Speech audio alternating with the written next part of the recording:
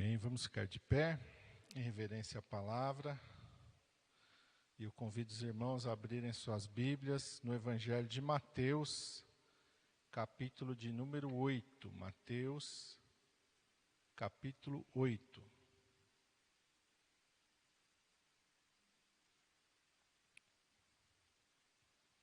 Quero ler com os irmãos a partir do versículo de número 13. Não, a partir do versículo 5 até o 13. Amém? Está escrito assim: E entrando Jesus em Cafarnaum, chegou junto dele um centurião, rogando-lhe e dizendo: Senhor, o meu criado jaz em casa, paralítico e violentamente atormentado. E Jesus lhe disse: Eu irei e lhe darei saúde. E o centurião, respondendo, disse: Senhor, não sou digno de que entres debaixo do meu telhado, mas dize somente uma palavra, e o meu criado sarará. Pois também eu sou homem sob autoridade, e tenho soldados às minhas ordens. E digo a este: vai, e ele vai. E a outro: vem, e ele vem. E ao meu criado: faze isto, e ele o faz. E maravilhou-se Jesus ouvindo isso, e disse aos que o seguiam: Em verdade vos digo que nem mesmo em Israel encontrei tanta fé. Mas eu vos digo que muitos virão do Oriente e do Ocidente, e assentar-se-ão à mesa com Abraão, Isaque e Jacó no reino dos céus. E os filhos do reino serão lançados nas trevas exteriores, ali haverá pranto e ranger de dentes. Então disse Jesus ao centurião: Vai, e como creste te seja feito. E naquela mesma hora o seu criado sarou. Amém? Vamos orar. Senhor Jesus, estamos diante da Tua palavra, Senhor, neste momento. Meu Deus, e esta palavra, Senhor, é uma palavra poderosa, porque a Tua palavra ela não vem por acaso e ela não vem aleatória. Mas o Senhor disse através do profeta Isaías que a palavra que sai da Tua boca, ela não volta vazia. Há um propósito para cada palavra, Senhor, que o Senhor libera sobre a Tua igreja. Propósito, Senhor, de bênção, propósito, Senhor, de transformação, propósito de milagres, propósito, Senhor, de experimentarmos, ó meu Deus, aquilo que a Tua palavra declara ser a Tua vontade, que é boa, perfeita e agradável. Senhor, que esta palavra tenha, Senhor amado, toda a ação, toda a eficácia sobre as nossas vidas, que o Teu Espírito Santo tenha toda a liberdade para nos abençoar e para nos transformar, de acordo com a Tua santa palavra. Nós te pedimos em nome de Jesus. Amém. Glória a Deus. Os irmãos podem se assentar. Este é um dos textos mais bonitos sobre a fé. A palavra de Deus diz que o centurião era um oficial do exército romano, do exército que estava ocupando Israel naqueles dias.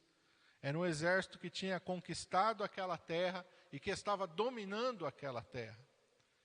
O centurião era alguém investido de uma grande autoridade no exército romano, de grande importância para os romanos. Mas aqui nós vemos que esse centurião, aleluia, ele é um homem que tem fé. E a fé, ela não escolhe nacionalidade. A fé não escolhe grau de instrução ou de importância. A fé, ela pode nascer no coração de qualquer pessoa. A pessoa pode ser a pessoa mais simples e mais humilde, pode ser a pessoa mais sem instrução, sem cultura nenhuma, ou pode ser a pessoa mais ilustre, mais rica, mais culta, pode ser a pessoa que tenha maior poder ou autoridade nas suas mãos. Todas eles podem ter fé. A fé não é um sentimento. A Bíblia diz que a fé vem por ouvir e ouvir pela palavra de Deus. Então a fé é a resposta do coração que crê em Deus. Este homem ouviu falar de Jesus. Ele poderia ter sido arrogante, ele poderia ter sido orgulhoso e dito: o que eu vou querer com um homem que está dominado? O que eu vou querer com um homem que está sob a minha autoridade? O que eu vou querer com alguém que é escravizado junto com o seu povo? Se ele fosse alguém arrogante, petulante, ele poderia desprezar ao Senhor Jesus. Mas a palavra de Deus vai nos mostrar um homem de uma humildade muito grande e de uma fé muito grande. E algumas questões neste texto que nós olhamos e observamos e que nós temos que aprender com esse centurião. Porque a Bíblia diz que tudo que está escrito aqui está escrito para a nossa instrução, para o nosso proveito. Tudo que está escrito na Bíblia está escrito para que a gente olhe e aprenda e faça. Se eu olhar para a palavra de Deus e somente guardar aqui na minha mente, não vai surtir resultado na minha vida. Eu preguei sobre isso na sexta-feira. Os dois alicerces. O homem que edificou a sua casa sobre a rocha e o homem que edificou a sua casa na areia. A diferença entre os dois não é o que eles sabiam. Os dois eram construtores, os dois sabiam edificar casas, os dois edificaram casas. Os dois ouviram a palavra de Jesus, porque Jesus disse, aquele que ouve a minha palavra. Então, tanto que edificou a sua casa sobre a rocha, como que edificou a sua casa sobre a areia, tinham ouvido a palavra de Deus.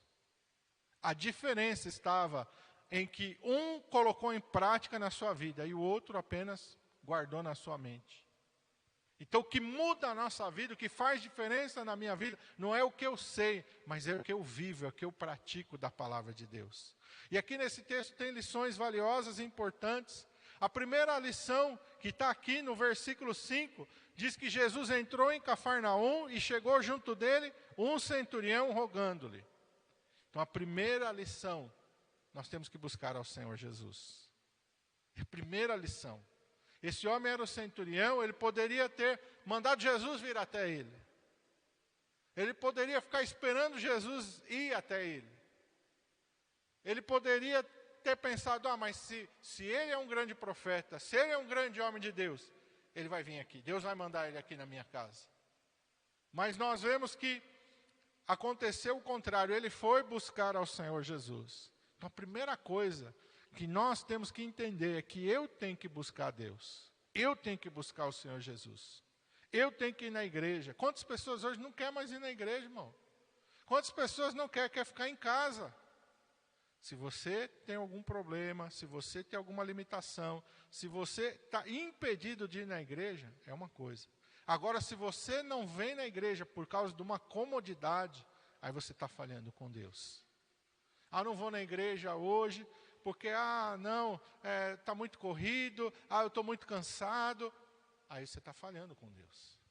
Como assim, pastor? Você está deixando de se esforçar, você está deixando de buscar. Porque quando a gente tem uma necessidade, a gente dá um jeito e vai buscar Deus. Eu estou falando de mim, não estou julgando ninguém, não. Eu sei que toda vez que eu precisei, eu tive uma necessidade, eu dei um jeito de estar na igreja. Eu dei um jeito de buscar a Deus. Então não espera Deus permitir que as coisas apertem para você vir para a igreja. Você está abençoado, amém, então venha para a igreja. Deus está te abençoando, venha para a igreja. Porque tem pessoa que quando ele está na necessidade, ele busca Deus. Ele está lá na igreja, ele está lá, ele não falta um culto. Mas só basta as coisas melhorar, daí ele já não vai mais na igreja, ele já não vai mais no culto. Aí ele tem outro compromisso, aí ele vai fazer isso, ele vai fazer aquilo, ele se esquece de Deus. Nunca faça isso. O reino de Deus e a sua justiça tem que estar em primeiro lugar. Uma coisa eu não vim na igreja porque aconteceu um problema, aconteceu um imprevisto, aconteceu alguma coisa, uma força maior, eu tive que ir no hospital, eu tive que levar alguém no hospital, eu tive alguma coisa inesperada, é uma coisa. Agora, por comodidade, irmão, aí está demonstrando que Deus não está no primeiro lugar da minha vida. E Deus tem que estar no primeiro lugar da nossa vida. A primeira lição é essa: o centurião, aquele homem de grande importância para a sociedade, aquele homem de grande importância para o Império Romano, aquele homem de grande importância no meio dos soldados, ele foi buscar a Jesus. Ele foi atrás de Jesus. Busque ao Senhor, aleluia. A segunda lição está no versículo 6. Ele chega para o Senhor Jesus rogando, ele se humilha diante de Jesus, e aí no versículo 6 vai dizer, dizendo-lhe, Senhor, o meu criado jaz em casa, paralítico e violentamente atormentado. Esse homem era um homem que tinha discernimento. Nós temos que ter discernimento. Eu não sei o quanto esse homem conhecia da palavra de Deus, mas pelo aquilo que ele fala, ele tinha algum conhecimento da palavra de Deus. E ele praticou aquilo que ele sabia da palavra de Deus. O meu criado jaz em casa paralítico e violentamente atormentado. Não é uma coisa normal, não é uma coisa natural, é algo espiritual que está afetando ele. Quem é que disse para ele isso? Ele tinha discernimento. O crente tem que ter discernimento. Quantas pessoas chegam e falam, pastor, eu estou passando por uma luta, irmão, o que está acontecendo? Ah, não sei. Quantos crentes não têm discernimento nenhum espiritual? Está passando pelo momento turbulento na vida, o que está acontecendo, irmão? Não sei. Não sei. O crente, a gente tem que olhar para a palavra de Deus e a gente tem que colocar a palavra de Deus em prática. A gente tem que ter discernimento espiritual. A gente tem que pedir, e o discernimento ele vai vir através do que, irmão? Comunhão com Deus. Se eu tenho comunhão com Deus, se eu tenho comunhão com a palavra, eu vou ter discernimento espiritual. O Espírito Santo vai falar comigo. O Espírito Santo vai me mostrar. Porque a Bíblia diz que Deus não é Deus de confusão. Quantos crentes estão confusos? O que está acontecendo, irmão? Não sei o que eu faço, eu já orei, eu não sei. Espera aí. Nós temos que ter discernimento, a palavra de Deus está aqui, o Espírito Santo é o Espírito da verdade, Jesus disse, Ele vos guiará em toda a verdade, o Espírito Santo é o Espírito que guia na verdade. Se eu estou passando por um momento que eu não sei o que está acontecendo na minha vida, está faltando comunhão com Deus, está faltando comunhão com a palavra, está faltando eu buscar mais a Deus, porque Deus não é Deus de confusão. E ali enquanto eu estava meditando sobre essa palavra, o Senhor me deu aqui, eu vou dar 3 exemplos de problemas que nós podemos enfrentar, como cristãos, como servos de Deus. Primeiro é a tentação, depois tem a provação e depois tem a consequência. Qual a diferença? Tem gente que mistura tudo. Acha que qualquer problema que ele está passando é uma tentação. Outros acham que qualquer problema é uma provação. Mas poucos sabem que às vezes o que ele está enfrentando é consequência. O que tem de diferente? Tentação. É aquilo que vem para te tirar da fé, para te tirar do caminho, da presença de Deus. Isso é uma tentação. Vem para te tirar da presença de Deus. Vem para você fazer desistir. Ah, não vou mais na igreja. Eu não vou mais orar. Eu não vou mais buscar a Deus. Eu não quero mais saber da igreja. Isso é uma tentação. É uma investida do maligno que vem para te tirar da presença de Deus.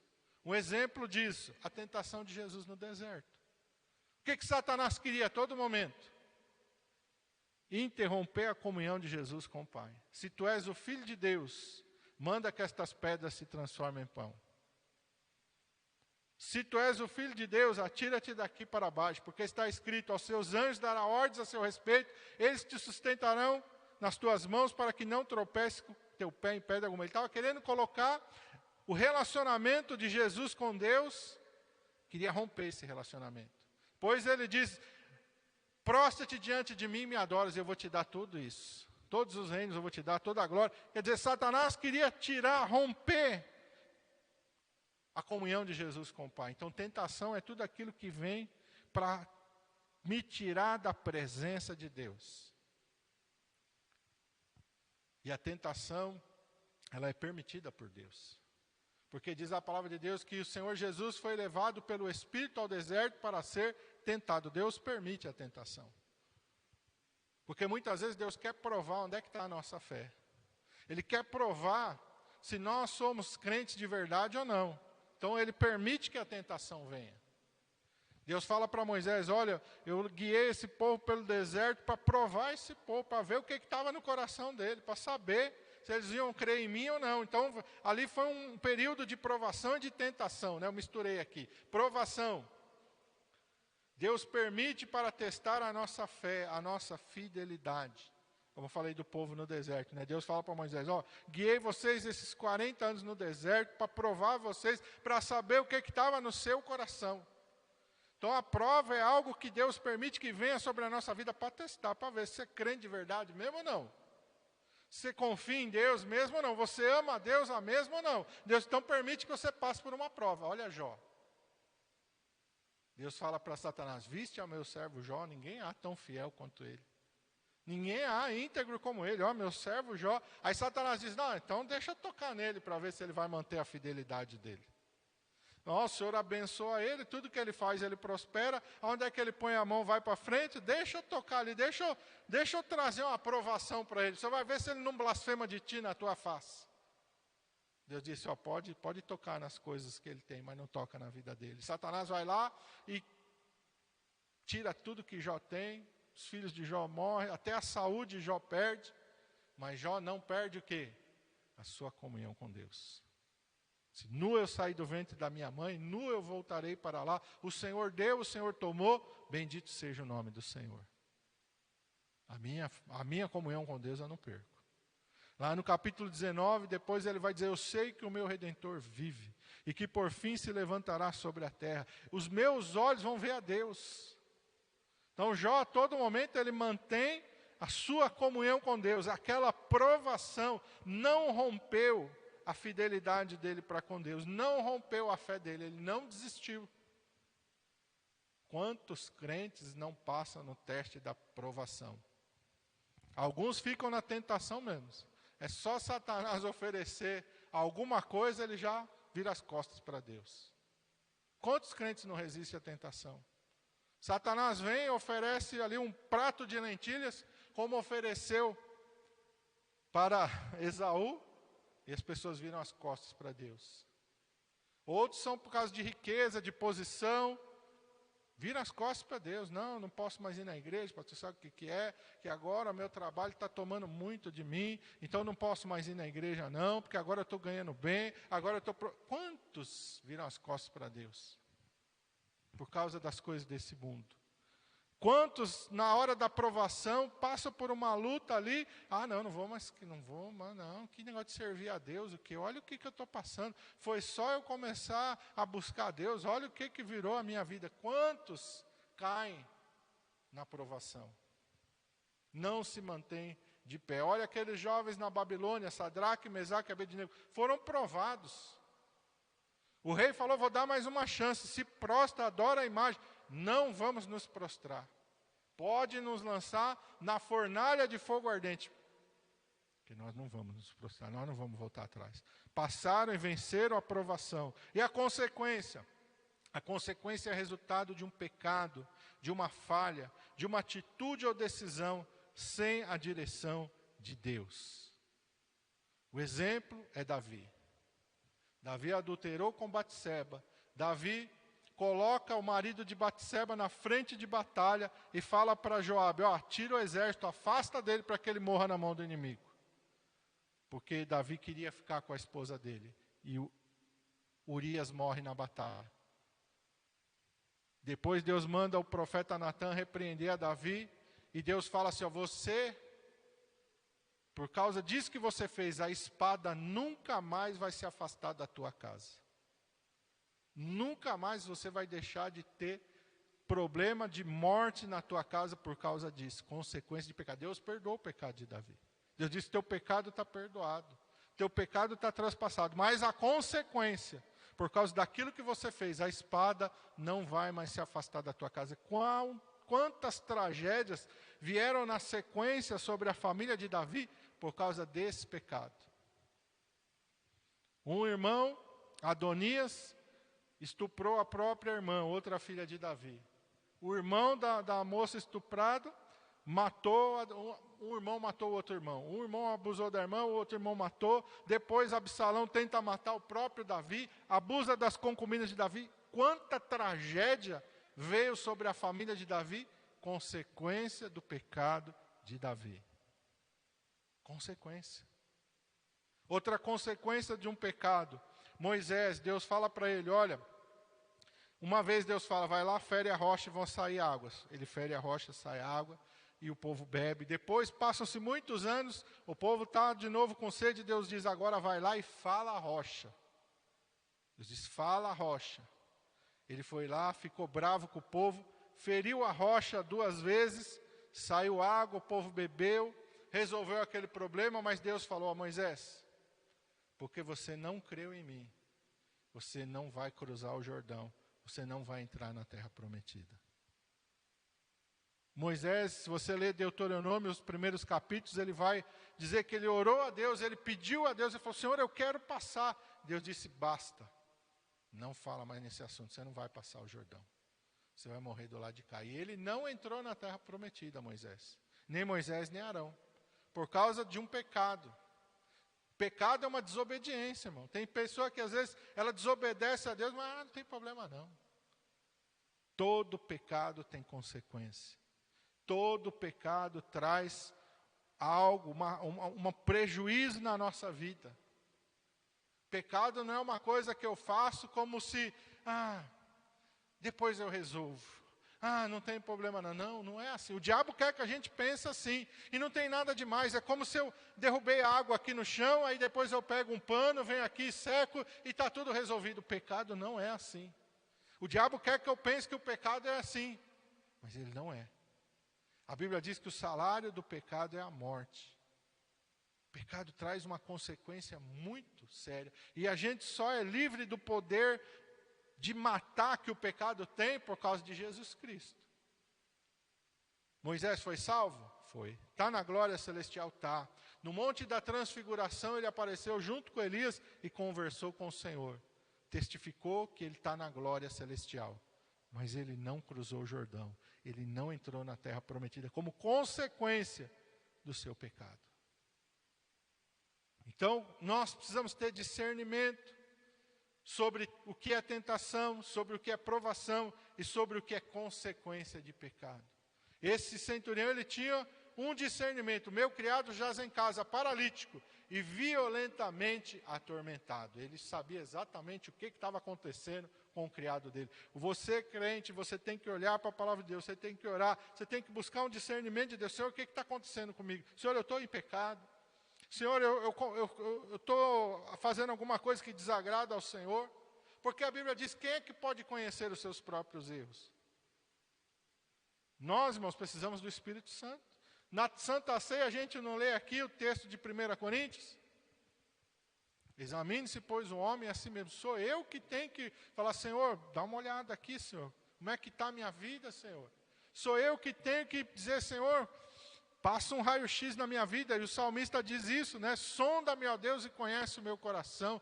Prova os meus pensamentos. Vê se há em mim algum caminho mau e guia-me pelo caminho eterno. Quantas vezes a gente acha que pecado só tem na vida do outro, e muitas vezes tem na nossa. A gente precisa olhar para dentro de nós. A gente precisa pedir para o Espírito Santo examinar a nossa vida, porque às vezes pecado, eu estou achando que é só o que os outros cometem, mas às vezes eu sou orgulhoso, e o orgulho é pecado. Às vezes eu sou arrogante, a arrogância é pecado. Às vezes eu sou maldizente, maldizer é pecado. Quantas coisas a gente pode pecar? Às vezes eu não tenho fé, e não ter fé é pecado. Eu não creio em Deus, eu estou na igreja, mas eu não creio em Deus, não. Eu não creio que Deus faz milagre, eu não creio que Deus salva, eu não creio que Deus liberta, eu não creio em nada disso, então eu estou pecando. Eu tenho que crer em Deus, a condição básica é a fé, eu tenho que crer em Deus. Tenho que crer no poder de Deus. Eu tenho que crer que a palavra de Deus é a verdade. Quantos crentes não querem se submeter à palavra? Ele conhece, ele sabe, está cansado de saber, mas não coloca nada em prática na sua vida. Está em pecado. Então eu tenho que entender o que está acontecendo comigo, para que aí eu possa me apresentar diante de Deus, Senhor, está aqui, ó. Eu não passei na tentação, a tentação, Senhor amado, olha. E Asaf vai falar no Salmo, os meus pés quase resvalaram, quase que eu caí. Porque eu comecei a olhar para os soberbos, eu comecei a olhar para aquelas pessoas que não servem a Deus e fiquei ali iludido, dizendo, eles não servem a Deus e a vida deles vai tudo bem. Parece que eles não têm problema, parece que eles não têm dificuldade, parece que é melhor não servir a Deus do que servir. Asaf confessa isso. Quantos crentes estão assim? Meu Deus, esse negócio aqui parece que o ímpio prospera e eu não prospero. Parece que as coisas do infiel vão para frente, a coisa minha não vai para frente. Será que vale a pena servir a Deus ou não? A gente tem que estar ali, sinceridade diante de Deus. Eu tenho que saber se a prova me fez cair. A Bíblia diz que não veio sobre nós uma tentação, uma provação, acima das nossas forças. Mas fiel é Deus que junto com a prova, junto com a tentação, Ele dá também o escape. Se eu estivesse no lugar de Sadraque, Mesaque e Abednego, eu ia me manter fiel ou ia temer? Se eu estivesse no lugar de Jó, eu ia me manter fiel até o fim, ou ia chegar um tempo que eu iria desistir de tudo? Eu tenho que olhar para mim, eu tenho que saber como é que está o meu coração. Ou eu estou vivendo a consequência de um pecado que eu fiz. Meu Deus, eu tomei uma decisão na minha vida, eu não orei, eu não busquei a Deus, eu sabia que eu devia orar, eu sabia qual era a vontade de Deus, mas mesmo assim, Deus falou, eu ouvi, mas eu fiz ao contrário. Eu tenho que saber o que está acontecendo na minha vida, para que Deus possa me dar uma direção. E a terceira e última coisa que o Senhor me mostra nesse texto, o centurião buscou uma palavra de Deus e creu nela. Quantos crentes não buscam a palavra de Deus? Verso 8, o centurião respondendo disse, Senhor, não sou digno de que entres debaixo do meu telhado, mas dize somente uma palavra, e o meu criado sarará. O centurião estava querendo uma palavra. Quantos crentes estão desprezando a palavra de Deus? Deus tem falado, ele está desobedecendo. Deus fala, ele desobedece. Deus mostra, ele desobedece. O centurião falou, Senhor, eu quero uma palavra. Porque se o Senhor liberar uma palavra, eu vou crer nela. Eu vou obedecer a ela. Deus tem compromisso com a sua palavra. Nós precisamos entender a importância da palavra de Deus. Tem crente que não está buscando mais a palavra de Deus. Passa a semana inteira sem abrir a Bíblia. Passa a semana inteira sem ler a Bíblia. Não deixe de buscar a palavra de Deus para você. Vem na igreja, ouve a palavra de Deus, ouve a direção de Deus, mas não faz aquilo que ouve, não faz aquilo que Deus tem falado. O centurião era um homem que valorizava a palavra de Deus, que sabia da importância da palavra. Eu sou um homem sob autoridade, tenho soldados às minhas ordens, digo a esse vai, ele vai, a outro vem, ele vem, ao meu criado faz isso, ele faz. Ele diz, Senhor, tu tens toda a autoridade, o que o Senhor fizer eu não vou nem questionar, o que o Senhor falar eu não vou nem questionar, o que o Senhor falar eu vou fazer, eu vou me submeter completamente, eu vou fazer. É isso que agrada a Deus, quando há uma submissão nossa à sua palavra. Quando a gente ouve a palavra de Deus e não entra por aqui, sai por aqui não, mas a palavra de Deus vem e ela vem para o meu coração, eu digo, Senhor, agora, Senhor, eu tenho uma direção na minha vida. Obrigado, Senhor, porque agora o Senhor me deu uma direção para mim viver agora, o Senhor me deu uma direção do que fazer na minha vida. Às vezes está faltando isso. Está faltando a gente valorizar a palavra de Deus. Às vezes a gente está olhando para a palavra de Deus e a gente não está dando valor na palavra de Deus. A gente não está entendendo a importância da palavra de Deus. Deus vai agir através da sua palavra. Deus tem compromisso com a sua palavra. Deus nos deu a sua palavra e nós temos que entender que a palavra, ela está ligada com Deus. No princípio era o verbo estava com Deus e o verbo era Deus. Apocalipse vai dizer, o nome pelo qual o Senhor Jesus é conhecido nos céus é a palavra de Deus. Jesus é a expressão da palavra de Deus. Se você desprezar a palavra de Deus, você está desprezando Jesus. Se você virar as costas para a palavra de Deus, você está virando as costas para Jesus. Se você desobedecer a palavra de Deus, você está desobedecendo a Deus. Tem pessoa que acha, não, a Bíblia é uma coisa, Deus é outra. Não, o que está na Bíblia eu não quero nem saber. Mal sabe ela que ela está desprezando a Deus. O meu negócio é com Deus. Não, sem a palavra você não vai até Deus. Jesus disse, examinais as Escrituras, porque vós cuidais ter nelas a vida eterna, e são elas que testificam de mim. Eu só conheço a Deus através da palavra de Deus. Conhecereis a verdade vos libertará. Que verdade? Jesus declara, a tua palavra é a verdade. A Bíblia é a verdade, é a palavra de Deus para nós. Se eu desprezar a Bíblia, eu estou desprezando a Deus. Se eu ignorar a Bíblia, eu estou ignorando a Deus. E aí, meu irmão, como é que eu vou fazer? Como é que eu vou ter vitória na minha vida? Como é que Deus vai me abençoar? Se Deus me dá a palavra dele, eu desprezo a palavra dele. Se Deus me dá a palavra dele, eu desobedeço a palavra dele. Como é que eu vou ser abençoado? Eu não vou ser abençoado. Porque Deus não tem compromisso comigo se eu não tiver compromisso com a palavra dele. Se eu desprezar a palavra dele, ele vai virar as costas para mim. Ele não vai ter, a maneira pela qual eu vou chegar em Deus é através da sua palavra. Como crerão se não há quem pregue? Não é assim que diz a palavra? A fé vem por ouvir, irmão. E sem fé é impossível agradar a Deus. Não existe relacionamento com Deus por pessoa que despreza a palavra de Deus. Quem despreza a palavra de Deus não tem relacionamento com Deus. Quem vira as costas para a palavra de Deus não tem vida com Deus. Que nós possamos entender, o centurião entendeu. Por isso Jesus então vai dizer, versículo 10, maravilhou-se Jesus. Ouvindo isso, disse aos que o seguiam, em verdade vos digo que nem mesmo em Israel encontrei tanta fé. Onde que Jesus viu a fé do centurião? Nessas coisas que nós aprendemos hoje. Na sua humildade de buscar ao Senhor Jesus. No seu compromisso em aplicar a palavra de Deus na sua vida. Ele era um homem que tinha discernimento espiritual. Na importância que ele deu na palavra de Deus. Eu preciso de uma palavra. E a palavra que o Senhor me liberar, eu vou fazer, eu vou cumprir. Eu tenho soldados às minhas ordens, eu mando, eles fazem. O que o Senhor falar, eu vou fazer. Eu vou fazer exatamente o que o Senhor falar. Maravilhou-se Jesus ouvindo o que ele disse. Em Israel, em verdade vos digo que nem mesmo em Israel encontrei tanta fé.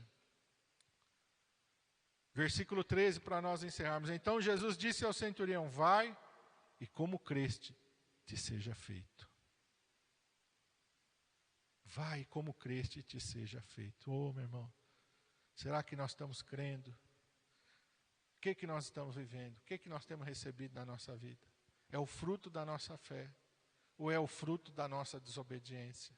É o fruto da nossa fé? Ou é o fruto do nosso desprezo? É o fruto da nossa obediência, da nossa submissão? Ou é o fruto de eu não estar vivendo, nem obedecendo a palavra de Deus? Vamos ficar de pé.